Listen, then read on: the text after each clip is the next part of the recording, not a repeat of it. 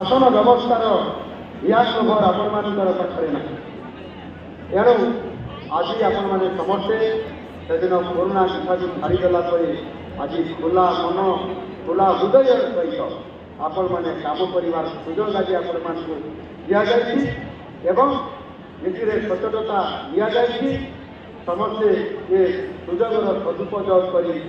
ସମାଜର କଲ୍ୟାଣ ପାଇଁ ଆପଣମାନେ କାମ କରିବେ, ଇଏ ମୋର ପୂର୍ଣ୍ଣ ବିଶ୍ୱାସ ଆପଣମାନଙ୍କର ପାଖରେ ଅଛି ଏବଂ ଆପଣମାନେ ମଧ୍ୟ କାମ କରିବା ପାଇଁ ମୁଁ ଆପଣମାନଙ୍କୁ ସମସ୍ତଙ୍କୁ ନିବେଦନ କରିବି।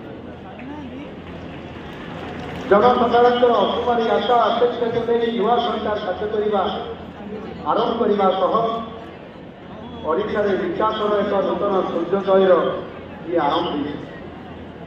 ଆମର ଯଶସ୍ୱୀ ପ୍ରଧାନମନ୍ତ୍ରୀ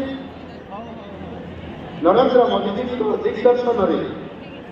ଆମ ସରକାର ଓଡ଼ିଶାରେ ପ୍ରଗତିର ଧାରାକୁ ବହୁଗୁଣିତ କରି ସମ୍ପୂର୍ଣ୍ଣ ଭାବରେ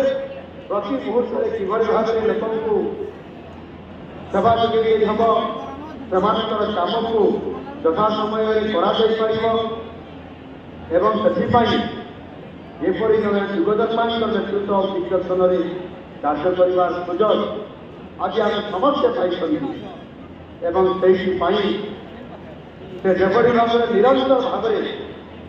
ପ୍ରତିଦିନର 18 ଘଣ୍ଟାରୁ ଅଧିକ ସମୟ କାମ କରିବାର ତାଙ୍କର ଯେଉଁ ଅଭିପ୍ରାୟ ରହିଛି, ସାରା ଭାରତ ବର୍ଷର ପ୍ରତ୍ୟେକ ନାଗରିକଙ୍କର ପାଇଁ ସେବା ଯୋଗାଇବା, କାମ କରିବା ଏବଂ ଭାରତ ବର୍ଷକୁ